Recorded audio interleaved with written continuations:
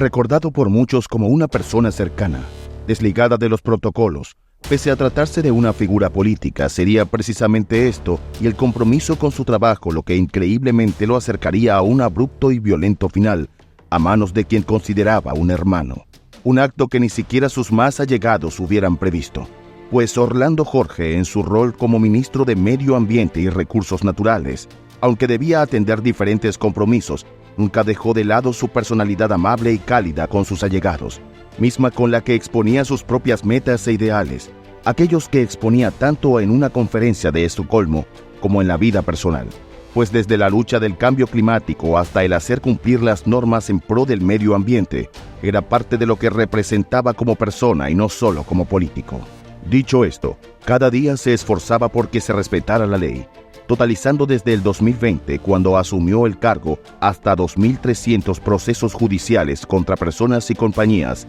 por incumplir las leyes medioambientales, algo que si bien le hacía ganarse a algunos enemigos, era parte de su trabajo. Pese a ello, todo cambiaría la mañana del 6 de junio de 2022, cuando Fausto Miguel Cruz de la Mota, quien era identificado por muchos como un amigo cercano a Orlando, se dirigiría al despacho de este a hacerle un reclamo. «Hice campaña y no me resuelven», serían sus palabras cuando golpeó con fastidio en la frente de Alfonso Mendoza, asistente de Jorge. Una actitud que notaría Cuervo de Sangles, quien laboraba como coordinador, advirtiendo también a su colega Carmen Peralta, quien de inmediato buscaría apoyo en el sargento mayor de la policía Nicolás Montero, pues pese a conocer a Cruz, les extrañaba la violencia con la que había llegado, manifestando además que solo quería hablar con el ministro. Así llegaría a la oficina de este, pero aunque el sargento intentó calmarlo antes, sería el mismo Jorge Mera quien intercedió al verlos y aseguró que Miguel Cruz era su amigo, que no hacía falta seguridad. Esto sin imaginar el grave error que acababa de cometer, pues sin mayor protección de seguridad que la de su presunta amistad, esa relación que volvería a confirmar minutos más tarde cuando su asistente se acercó a la oficina al escuchar una fuerte discusión, preguntándole al ministro si hacía falta llamar a seguridad, pero nuevamente este rechazó la idea. Por desgracia, él mismo se condenaría en ese momento, pues pasarían tan solo segundos cuando se escucharon 7 impactos de arma de fuego, uno tras otro. Juan de Dios Liberata, regidor del municipio dominicano de Sabaneta, y quien se encontraba en la antesala de la oficina esperando ser recibido por el ministro, sería el primero en alejarse del despacho cuando las detonaciones sembraron el pánico en todo el ministerio. Personas saltaban por las verjas para resguardarse en zonas más lejanas, y otras directamente corrían hacia las salidas. Todos temían por su vida, pues incluso durante el caos se volvieron a escuchar disparos. Los trabajadores eran evacuados y algunos de ellos sufrirían lesiones en medio de empujones y caídas mientras huían. Sin embargo, la tragedia ocurriría dentro del despacho de Jorge Mera, donde inevitablemente, ese 6 de junio de 2022, el ministro de 55 años perdería la vida tras ser impactado por su presunto amigo.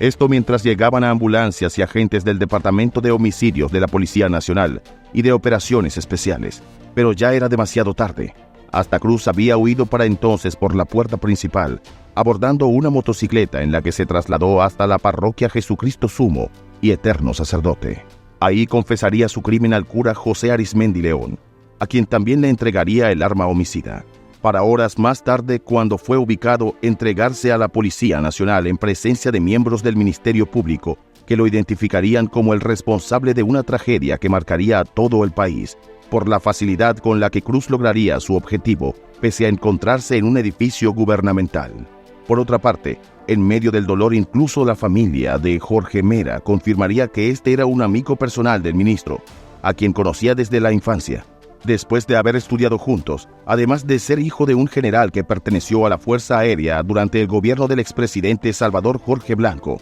padre del ministro. Es por esto que solo gracias a su relación, el homicida pasaría con facilidad por las 3 puertas de seguridad que cualquier otro habría tenido que burlar antes de llegar a la oficina de Orlando. Aún así, muchos continuarían cuestionando los fallos de seguridad que permitieron que el atacante entrara armado al edificio, especialmente al tratarse no solo de un ministro, sino de una figura muy cercana al actual presidente dominicano, Luis Abinader. De hecho, él sería uno de los primeros en lamentar la triste noticia, decretando además 3 días de duelo nacional. tiempo en el que el cuerpo de Orlando Jorge Mera sería trasladado del Instituto Nacional de Ciencias Forenses hasta la funeraria Blandino de Santo Domingo, donde fue preparado para iniciar las honras fúnebres de cuerpo presente. La siguiente parada fue la Capilla San Rafael del Palacio Nacional, donde se ofreció una misa a la que asistiría Abinader y otros representantes del gobierno dominicano, incluyendo a la hermana del fallecido, Dilia Leticia,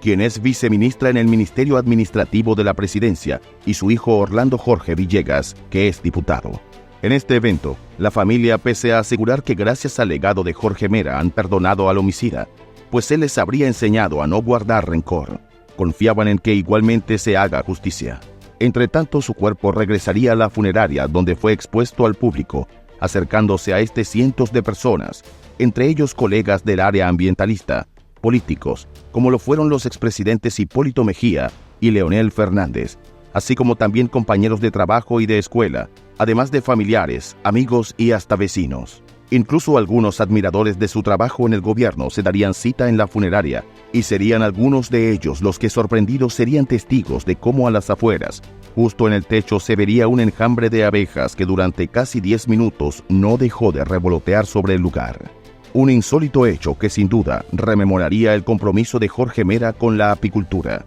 esa actividad que disfrutaba y que de alguna forma lo llevó a liderar luchas por el medio ambiente, incluso antes de ocupar el cargo de ministro. Tras esto, el siguiente homenaje sería por parte del Partido Revolucionario Moderno, al que pertenecía, pues su ataúd fue llevado a su Casa Nacional y más tarde al cementerio Puerta del Cielo, donde sería despedido con honores militares y orquídeas amarillas, sus favoritas, pese a que irónicamente estas son signo de amistad y alegría, algo que no lo acompañó en sus últimos minutos de vida. Aún así, esa amistad que guardaba con otros sí estuvo presente, acompañando a su esposa, hijos y hermana, quienes le darían el último beso de despedida antes de que cerraran su ataúd para darle descanso eterno. Ahora, pese a las despedidas, su nombre continuaría protagonizando titulares en medio de investigaciones, pues pese a que Cruz de la Mota ya había sido detenido, no fue hasta días más tarde que se revelarían los motivos de su crimen. Esto cuando saldría a la luz que, más allá de ser amigo cercano de Jorge, este era propietario de las empresas Armería Miguel Gun Shop y la constructora Cruz de la Mota y Asociados, siendo por esta última que entraría en conflicto con las labores del ministro cuando éste, cumpliendo con su trabajo, hizo que Cruz tuviera que paralizar una operación de extracción de materiales para una cementera que tenía al norte del país, debido a que no cumplía con el reglamento medioambiental. Y es que, así como afirmarían colegas de Orlando, pese a la amistad o cualquier relación que éste tuviera con otros, nunca dejó de cumplir con su deber, poniendo como objetivo principal el de someter a la justicia a depredadores de ríos, cañadas y otros lugares que amenazaran el medio ambiente. Por tanto, Cruz, tras ser investigado desde el ministerio, no solo tuvo que parar sus operaciones, sino que además perdería su negocio debido a que durante años, confiado en que su amigo no aplicaría todo el peso de la ley en su contra, no rindió cuentas a la justicia. Por otra parte, él mismo declararía durante el proceso legal, ahora como criminal, que en realidad lo que lo motivó a quitarle la vida a Jorge Mera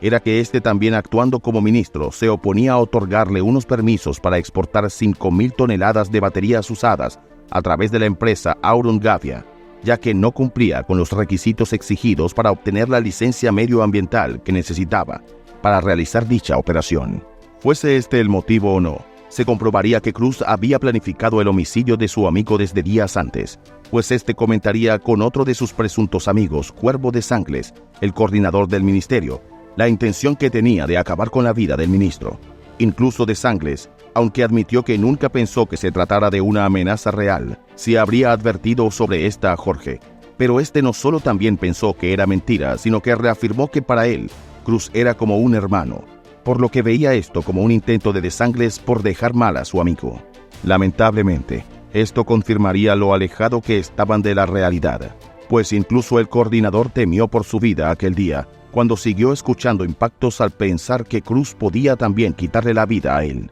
Así sería su declaración ante el tribunal y la del resto de testigos de la tragedia, lo que finalmente permitió que Cruz fuese condenado a 30 años de prisión, la pena más alta en República Dominicana, además de tener que pagar a los familiares de Jorge la suma de $900,000. Claro que esta sentencia no llegaría hasta abril del 2023, pues las investigaciones se fueron alargando para comprobar no solo que se había tratado de un crimen planificado, sino aquello que lo motivaría, pues hasta el día de hoy sorprende la crueldad con la que impactó a su supuesto amigo, ya que se totalizaron hasta 13 disparos provenientes del arma de fuego, cuyo cargador solo toma 15 balas. De tal forma, desde entonces Cruz de la Mota se encuentra cumpliendo su condena en el Centro de Corrección y Rehabilitación Najayo Hombres, tras haber sido el autor de uno de los crímenes que más ha afectado a la comunidad ambientalista del país, quienes por su parte recordarían que América Latina es la región más peligrosa del mundo para quienes protegen la naturaleza. Es por esto que, a su vez, el caso, pese a hacerse justicia, mantendría la preocupación no solo en el sector político, sino en los ciudadanos de a pie, quienes todavía exigen que, independientemente de tu labor social, los entes de seguridad y gubernamentales realmente actúen en pro de mejorar la seguridad y resguardar la vida de los ciudadanos, pues Jorge Mera solo sería uno más, pero cuyo caso superaría los estándares de crímenes en el país, lo que hace que valga la pena conocer un poco más sobre él para entender el impacto que representó su fallecimiento. Nacido un 22 de noviembre de 1966 en la ciudad dominicana Santiago de los Caballeros, Orlando Jorge Mera era hijo de Salvador Jorge Blanco, quien fue presidente de la República Dominicana en 1982 y 1986. Dicho esto, Orlando disfrutaría de una buena educación y en 1991 se licenciaría en Derecho en la Pontífica Universidad Católica Madre y Maestra, donde también ejerció como docente en materias de la misma carrera. No obstante, su carrera lo llevaría a ser coordinador de diversas comisiones del Senado de la República, representando así al país a nivel mundial. Tras esto, fue director general del Instituto Dominicano de las Telecomunicaciones, Indotel, ejerciendo entonces el rango de secretario de Estado durante el gobierno de Hipólito Mejía, en el que también sería parte de la comisión negociadora del Tratado de Libre Comercio. Ahora, culminado el periodo de Mejía, Orlando saldría del gobierno e incursionaría en la televisión, donde se convertiría en presentador del programa Líderes, el cual era transmitido semanalmente, presentando análisis y entrevistas relacionadas al mundo político y social. En paralelo, culminaría una maestría en Administración de Negocios y más tarde, retomando su rol político, fundaría el Partido Revolucionario Moderno, junto con su amigo Luis Abinader, mismo partido con el que ganarían las elecciones presidenciales en 2020, asumiendo este último la presidencia. Mientras que Orlando asumiría como ministro de Medio Ambiente y Recursos Naturales, área en la que se desarrollaba desde hacía años cuando comenzó a criar y cuidar abejas, actividad que a su vez lo impulsaría a marcar para entonces como retos principales de su labor como ministro, el recuperar las áreas protegidas, hacer cumplir la ley ambiental y luchar contra el cambio climático. Aún así, encontraría tiempo para cursar un doctorado en Derecho y junto a su esposa, quien era embajadora en Brasil desde 2021, se encargaba de Jorge Mera and Villegas, su propio bufete de abogados. De tal forma, Orlando claramente estaba muy lejos de abandonar sus múltiples planes y por el contrario contaba con metas muy claras para seguir promoviendo desde su posición política el bienestar de su país, por lo que su homicidio significó no solo un impacto en el ámbito político sino también a nivel social, especialmente por tratarse de alguien tan cercano al actual presidente y quien precisamente por hacer su trabajo perdería la vida en su oficina ante la ira de quien consideraba su propio amigo.